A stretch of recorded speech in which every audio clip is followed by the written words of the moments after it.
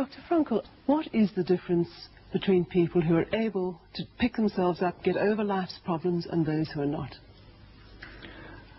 The decisive factor is decision, the freedom of choice, the freedom to come up with a decision.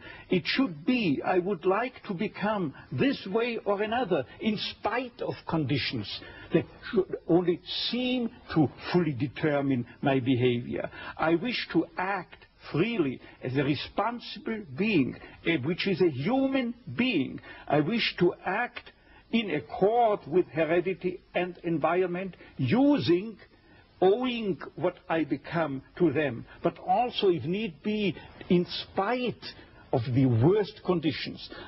This is exactly what you could watch and witness under severe, extreme conditions of stress or of tragic conditions. Just think of people living for several years under the worst conditions of prisoner of war camp. There's a whole body of psychiatric literature about that, or for that matter, in concentration camps. And this is what should be acknowledged. People are free, and if you watch or study the lives of such people in just a detached, down-to-earth, strictly empirical, scientific way and fashion, in another way than you presented it and you commented it, in another way, then people get the picture, the impression of a human being as something, not someone, something that is fully determined. Whereas they don't recognize and acknowledge the freedom and the responsibility for themselves, the responsibility for making something or someone out of himself. So your basic philosophy is that life has meaning under all conditions, but how easy is it when there's a sense of hopelessness, a sense of despair, to recognize this meaning? Let me confront you with a somewhat strange definition of despair. As I'm used to proclaiming is that despair can be explained in terms of a mathematical equation. D, capital D, equals S minus M. What does it mean? Despair is suffering without meaning.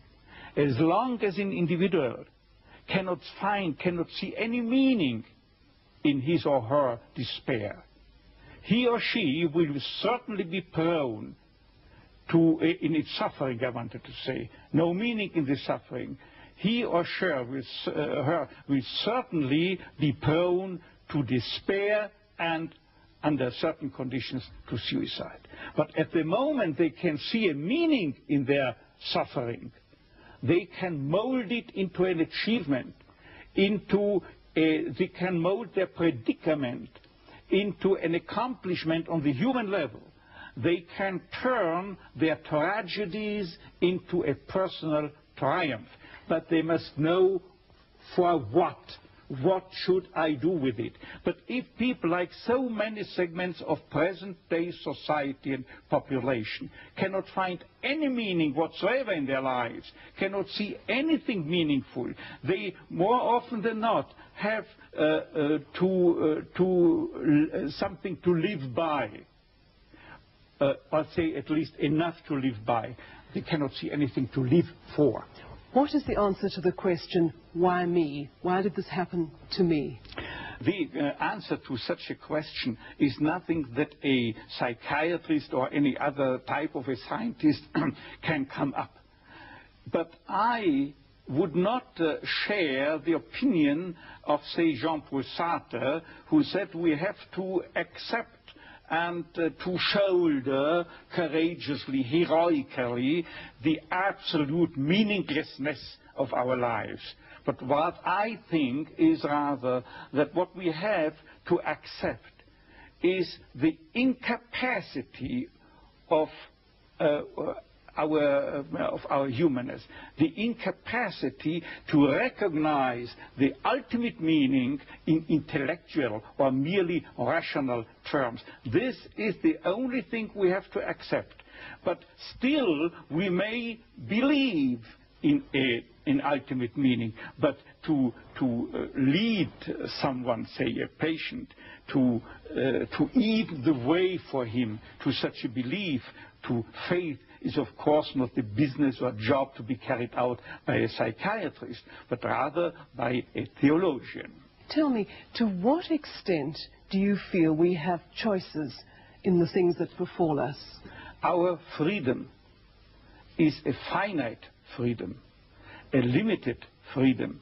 That is to say, a human being is never fully free from conditions, be they of biological or psychological or sociological kind. But the ultimate freedom is always and remains always reserved to ourselves. That is the freedom to take a stand to whatever conditions might confront us. How we react to the unchangeable conditions is up to ourselves. In other words, if we cannot change a situation, we have always the last freedom to change our attitude to that situation. Dr. Frankl, give me an example of meaning that can be taken out of a situation of despair. I once received a letter from a young Texan student who told me his own story.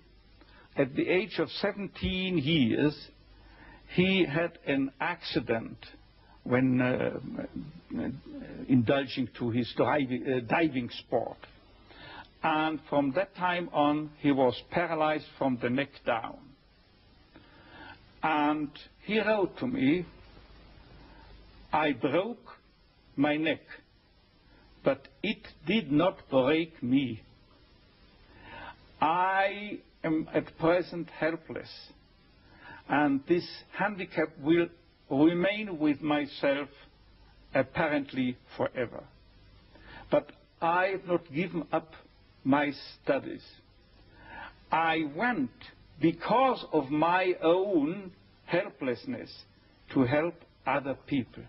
I want to become a psychologist, to help others. And I'm sure," he wrote to me, "that my suffering will add an essential contribution to my ability to understand others and to help other people." This man, three years later, was invited by me to deliver a lecture, to read a paper at the 3rd World Congress of Logotherapy taking place at the University of Regensburg in West Germany. He was brought in and with his wheelchair by a plane from Texas to West Germany and delivered a lecture under the title, "The Defiant Power of the Human Spirit." The last sentence read, "I know that this is true because that man was me." For a quarter of a century, I had the honor to be the director of a neurological department at a general hospital.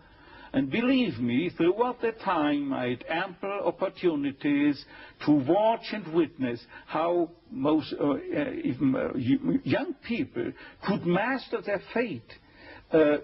Young girls, for instance, that had danced a weekend before in a disco, then were paralyzed due to a brain tumor or a tumor of the spinal cord, a neoplasm of the spinal cord. Or how young men who the last weekend still were skiing in the Austrian Alps or driving their Yamaha motorcycle, could no longer move a leg. And I've seen people who were amputated. All 4 extremities had to be taken away due a certain case, what I have in mind, due a high voltage electric accident. And I know that one told his former nurse from the hospital, he wrote to her a letter, before this terrible accident, I was bored, always bored and always drunk. And since my accident, I know what it means to be happy, imagine, with no extremities. I know what it means to be happy. His life had become full of happiness again, simply because as long as you are pursuing happiness, as the phrase reads, as long as you are aiming at happiness, you cannot obtain it. The more you make it a target, the more you miss the aim and you miss the target. This is most conspicuous in cases of sexual neurosis, where exactly those people, male patients, who are striving to demonstrate their potency, they fall prey to impotence. The more a female patient tries to show to herself at least how much she is capable of experiencing a full female orgasm, the more she's doomed to frigidity. But at the moment, you do not think of pleasure or happiness, but just you give yourself, be it in sexual activities, be it in work, be it in love, at that moment that you are no longer concerned with becoming a happy or a successful man or a woman. At that moment, happiness installs itself by itself.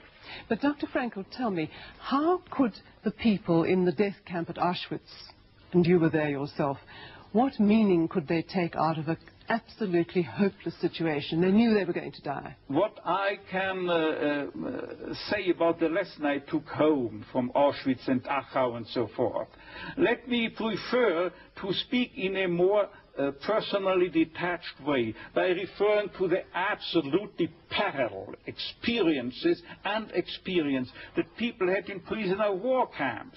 The literature, psychiatric literature in the field of psychiatry of POW camps shows, independently from each other, that psychiatrists found out that those inmates or prisoners were most likely to survive the camp period.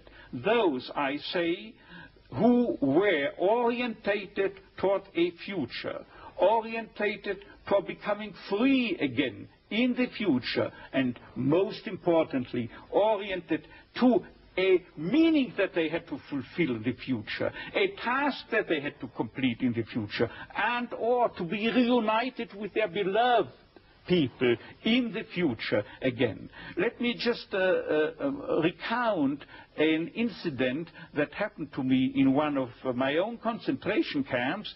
I was confronted within a couple of days with two people, two comrades, the one of whom I knew that they are prone to suicide. Now what happened? I asked both why they wished to commit suicide, to take their lives, and without knowing, independently from one another, they told me, "See, doctor, I've nothing to expect from my life anymore."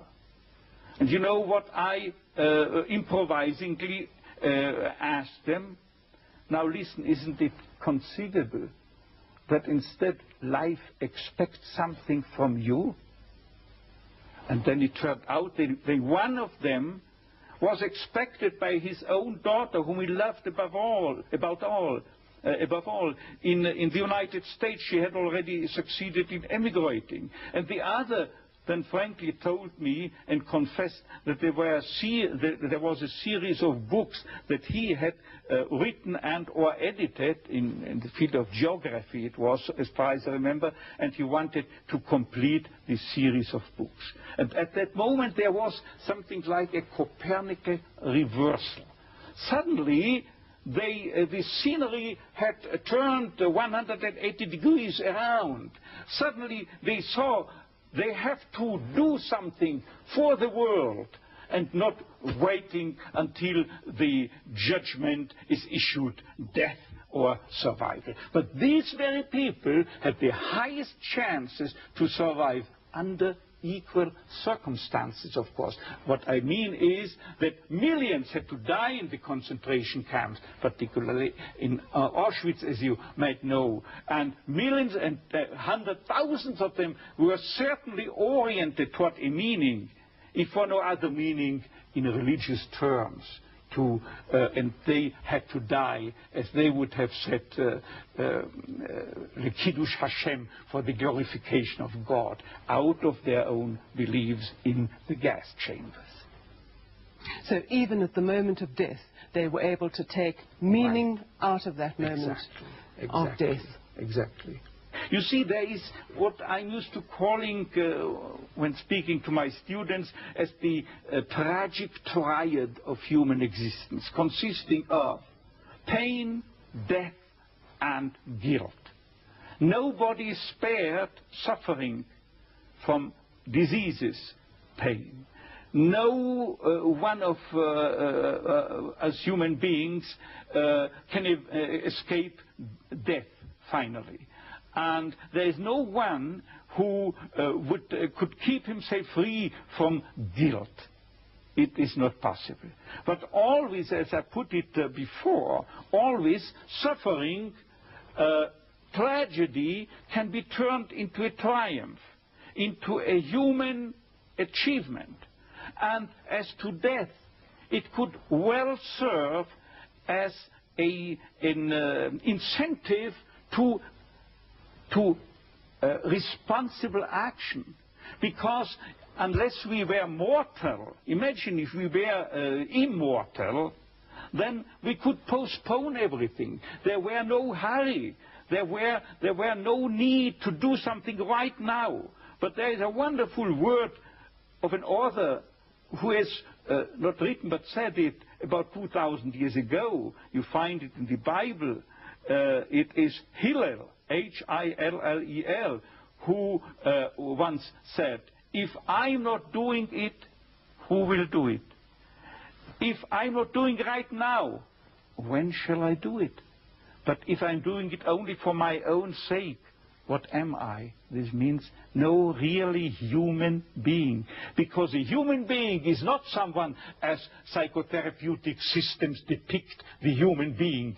He is not someone that is concerned primarily and originally with complexes, conditions, conflicts, and problems going on within his psychological system, intrapsychically, as it were. But normally, fundamentally, originally, primarily, basically, any human being is concerned with something out there in the world, is concerned with someone out there in the world, a work to do, a job to complete, a task, a meaning, a mission in life waiting for him exclusively, to be materialized, to be actualized by him and by no other person. Right now, who else if not he? And finally, this he doesn't do for himself, for his tranquility, for his discharge of tensions, for his inner equilibrium, for getting rid of the stimuli or of the superego which is dissatisfied, or obeying the father image. But he's doing it for the sake of a cause to serve, or another person to love, and never for himself only. Thus, this is what man can do. And imagine if he were not mortal, then he could postpone everything. There would not be the 1/3, the 2/3 of Hillel's dictum. There would not be sense in the formulation when, if not now, because he's immortal. To get back to suffering and despair, sometimes it seems that some people seem to have a much heavier load than others. Do these people not feel after a while, can I still continue to take meaning? You wouldn't believe it.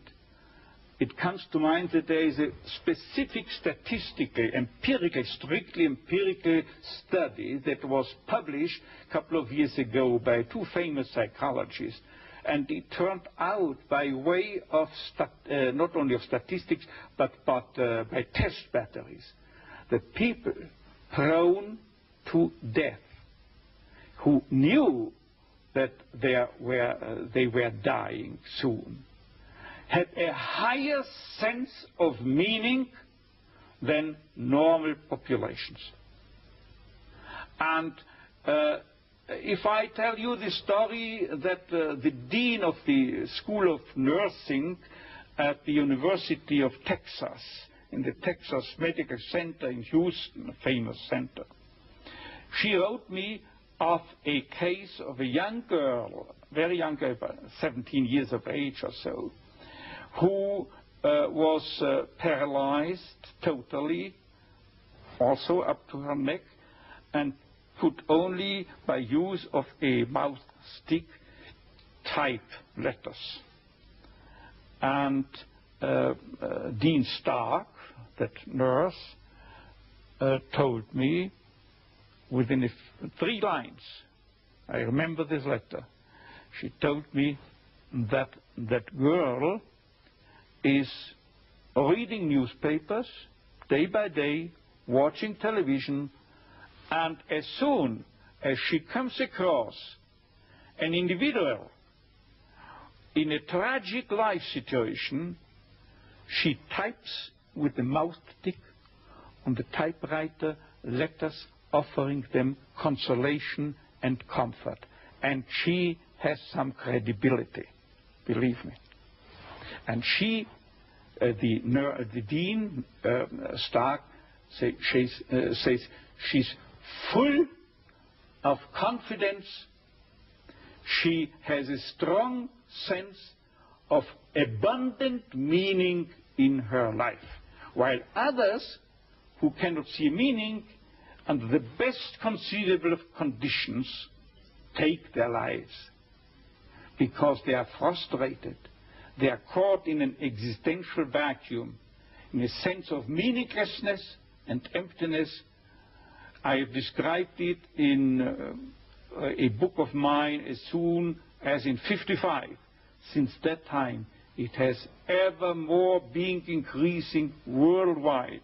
You find you are facing it not only in Western countries, you are facing it in the so-called third world, you are facing it in communist states, and communist psychiatrists also describe it in their literature. What Frankl tells us about this existential frustration is also observable in the communist countries. So are you saying that in order to find meaning, it is necessary to experience suffering? I wouldn't say it is necessary to experience suffering. What I say is just that meaning can be found under each and every condition in life, even under the worst conceivable conditions, provided that it is a situation you cannot change. Remember, I said this explicitly. That means provided that the cause of your suffering cannot be removed. If you can remove the cause of a suffering, say in case of a cancer, by surgery, you have to undergo surgery. If you are suffering from a severe compulsive obsessive neurosis, you have to seek psychotherapeutic help. There are, within the realm of logotherapy, for instance, certain techniques that can be applied with much success, as has been evidenced not by logotherapists but by behaviorists. And finally, if you are confronted with sociological conditions that have caused your suffering, then you are called upon to change the situation, to remove the cause of your suffering by political action, for instance. But in this respect, I would like to make another additional statement by telling you something that I, a couple of weeks ago, have told my professors and students forming my audience at the Karl Marx University in Moscow. I was invited by the prorector to stay there for a month and to lecture there on my teachings, but I had only time for 2 days. And I told them, don't think that I came to you from the West in order to sell you any political opinions. No, I don't come as a politician, but I speak to you on a meta-political level. This means that I recognize only, on a worldwide scale, only 2 styles of politics, or 2 types of politicians. The one is he, the politician, who thinks that the end justifies the means, any means, while the second type remains fully aware that there are means that would desecrate even the most noble end. And they were applauding that and understanding. And so I don't come into any country with a preconceived political conviction. I'm not entitled to judge it, but I have the responsibility to accept any call wherever in the world to deliver a message, if any should be present, and to act as an MD, as a doctor of medicine, and as such I had to take the Hippocratic oath that compels me to try to offer a cure to each and every individual or also population, if they invite me to do so. Dr. Frankl, I'm going to ask you now, as you know, this country is going through a very difficult time. We have an economic recession, people have become insolvent or without jobs, the political future is far from settled. Do you have a message for us, a message that could give us hope and meaning? You see, the only message I can deliver is a principle that I have adopted. I well remember throughout the days I had to spend in Auschwitz. There is statistical evidence that my chance to survive Auschwitz, real statistical evidence, was 29 to 1. And I had the feeling that it was like that. And still, I applied the philosophy of Sir Karl Popper, whose nucleus means that you cannot prove any hypothesis. The only thing you can do is falsify it, show that it is not valid, that it is not tenable. And without knowing his philosophy, I only met him the first time a couple of years ago, I applied this theory inasmuch as I told myself, Viktor, the chances are very, very low and small. Probably you will be sent to the gas chamber, and still there is nobody who can guarantee me and convince me with 100% certainty that I shall not survive but end in the gas chamber. As long as I have no guarantee that I will have to die within the next days, I continue behaving and acting as if I would spare this fate. Dr. Frankl, thank you.